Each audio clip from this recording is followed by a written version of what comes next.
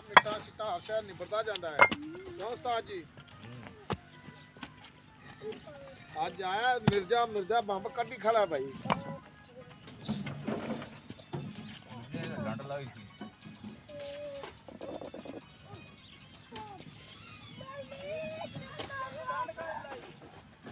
ਨਹੀਂ ਸੀ ਨਾ ਮਿਰਜ਼ਾ ਫਾਲੋ ਬਣਾ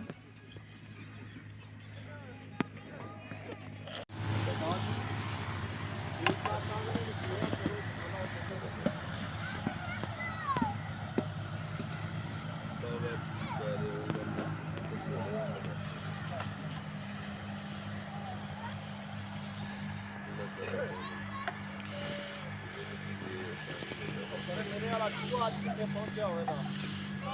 ਮੇਰੇ ਵਾਲਾ ਚੂਹਾ